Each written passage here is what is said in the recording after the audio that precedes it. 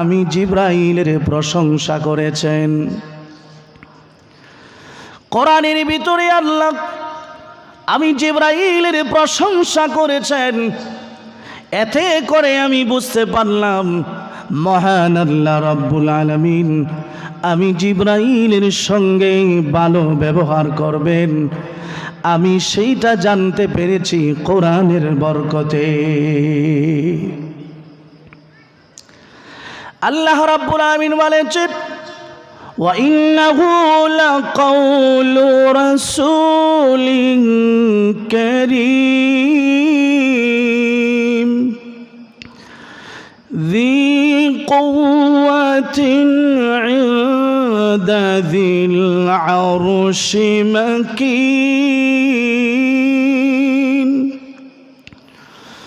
মুতা'ইন সাম্মা আমিন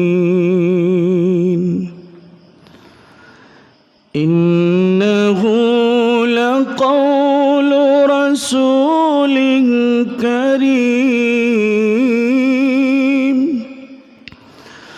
যী কুওয়াতিন ইনদা যিল আরশি মাকিন মুতা'ইন সাম্মা আমিন। এই তিনটা আয়াতের ভিতরে আল্লাহ আমি জিবরাইলের প্রশংসা করেছি।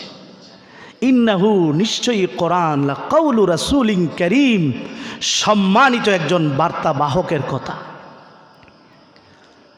যী কুওয়াতিন যিনি অত্যন্ত শক্তিধর শক্তিশালী, ইনদা যিল আরশি মাকিন আরশের মালিকের কাছে বড় সম্মানিত। আল্লাহ মুতাইন সেখানে সে মান্যবর, আকাশের সবাই তাকে মান্য করে। সাম্মা আমিন আকাশবাসীর কাছে তিনি বড় বিশ্বস্ত। সুবহানাল্লাহ। আল্লাহ রাব্বুল আলামিন এই আয়াতগুলোর মাধ্যমে আমি জিবরাইলের প্রশংসা করেছেন। এতে করে আমি বুঝতে পারলাম আল্লাহ রাব্বুল আলামিন আমার সঙ্গে ভালো ব্যবহার করবেন। নবী আমি আমার পরিণাম সম্পর্কে জানতাম না যদি আপনার উপরে কোরআন নাজিল না হইত। এই জন্য আমার ভাইয়ারা খেয়াল করে শুনুন, আরবের মানুষগুলো মানুষ নামের জানোয়ার হাইওয়ান ছিল। কোরআনের পরশে যাওয়ার কারণে আল্লাহ রাব্বুল আলামিন তাদেরকে সোনার মানুষে রূপান্তরিত করে দিয়েছেন। সমাজ সুন্দর হওয়ার ব্যবস্থা হলো আল কোরআন। জাতি গঠনের প্রেসক্রিপশন হলো মহাগ্রন্থ আল কোরআন। সমাজ কোরআন ছাড়া সুন্দর হবে না, জীবন কোরআন ছাড়া সুন্দর হবে না। কোরআন যার জীবনে যত বাস্তবায়ন হবে কোরআনের বিধিবিধান, তার জীবন তত সুন্দর হবে। সবাই তো নামাজি, সব আলেম, সবাই তো আলেম, কিন্তু সব আলেম কিন্তু সমান না, সব নামাজিও সমান না। কোরআন সম্পর্কে যার অনুভূতি যত বেশি হবে তার আমলের মধ্যে বিশুদ্ধতা একনিষ্ঠতার পরিধি তত বেশি হবে। এই জন্য কোরআনের সাথে আমরা সম্পর্ক রাখবো। রাজি আছি তো ইনশাল্লাহ? কোরআনের দ্বারা রমজানুল মুবারকের মর্যাদা আল্লাহ বাড়ায় দিয়েছে। দেখেন এই যে রমজানুল মাস একটা রাত্র গেছে না, এটার নাম কি? হ্যাঁ, লাইলাতুল কদর, শবে কদর। শবে কদরের মর্যাদা এত বেশি কেন? কারণ কি? আল্লাহ বলছেন শবে কদরে আমি আল্লাহ কোরআন নাজিল করছি। শবে কদরের দাম বাড়ছে কোরআনের কারণে। কোরআনের কারণে ইন্না আনজালনাহু ফি লাইলাতুল কদর, এই শবে কদরে আমি আল্লাহ কোরআন নাজিল করেছি। এই জন্য শবে কদরের মর্যাদা বেড়ে গেছে, শবে কদরের মর্যাদা সম্মান বেড়ে গেছে কোরআনের পরশে যাওয়ার কারণে, ঠিক কিনা? আর শবে কদর, শবে বরাত, এই যত মহিমান্বিত রাত রজনী আছে আমরা এই সবগুলো পেয়েছি আমাদের নবীর বরকতে, ঠিক কি না? নবীজি আমাদের জন্য বড় নিয়ামত, নবীজির বরকতে আমরা এগুলো পেয়েছি। আল্লাহ তাআলা স্পেশালিস্ট ভাবে আমাদেরকে দিয়েছেন। কারণ উম্মতে মুহাম্মদীর হায়াত কম না বেশি? হায়াত কম, হায়াত কম। বনি ইসরাইলের লোকেরা হাজার শত বছর ইবাদত বন্দেগী করত, তো আমরা তো এত লম্বা হায়াত পাই না, আর আমরার মর্যাদা বেশি। আল্লাহ বলছেন, নবীজি হাদিসে বলছেন, আমি যতক্ষণ বেহেশতে না যাব কোনো নবী যেতে পারবে না। ইন্নাল জান্নাতা হারামুন আলাল আম্বিয়া হাত্তা আদখুলা আনা ওয়া আলাল উমামিস সাবিক হাত্তা তাদখুলা উম্মতি। অন্য কোনো নবীর উম্মত বেহেশতে যেতে পারবে না যতক্ষণ আমি নবীর উম্মত না যাবে। তাহলে নবী হিসাবে বেহেশতে আগে যাবেন আমাদের নবী, উম্মত হিসাবে যাব আমরা। আলহামদুলিল্লাহ বলেন। আর একটু জোরে এখন না আলহামদুলিল্লাহ। রোজার ধরে লিছে নাকি? আলহামদুলিল্লাহ, সুবহানাল্লাহ। আল্লাহ রাব্বুল আলামিন এই উম্মতের সম্মান মর্যাদা বাড়ানোর জন্য আল্লাহ রাব্বুল আলামিন সবে কদরের মতো সম্মানিত রজনী দান করেছেন। আল্লাহর নবী একদিন বনি ইসরাইলের একজন আবেদের আলোচনা করেন।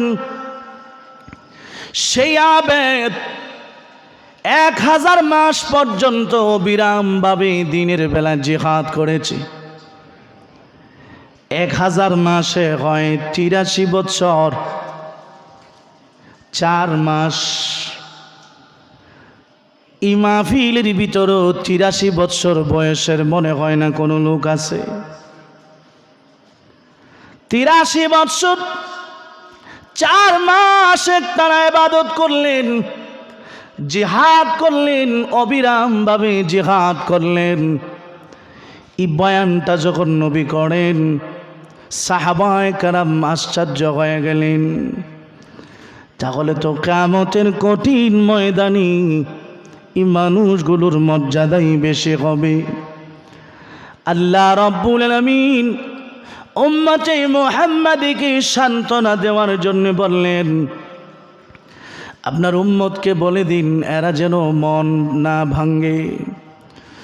আমি আল্লাহ এমন একটি রজনী দিলাম, সবে কদর নামে এমন একটি রজনী দিলাম, আপনার উম্মত যদি এক রাত্র ইবাদত করে আমি আল্লাহ 1000 মাসের সমান নেকি তাদের আমলনামায় দান করব।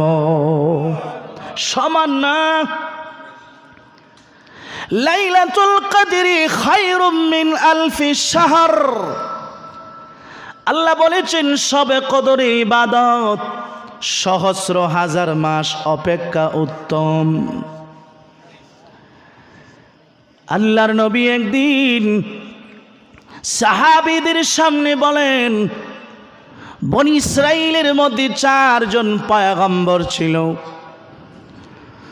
হযরতে আইয়ুব আলাইহিস সালাম, হযরতে জাকারিয়া আলাইহিস সালাম, হযরতে হিজকিল আলাইহিস সালাম, হযরতে ইউশা ইবনে নূন আলাইহিস সালাম।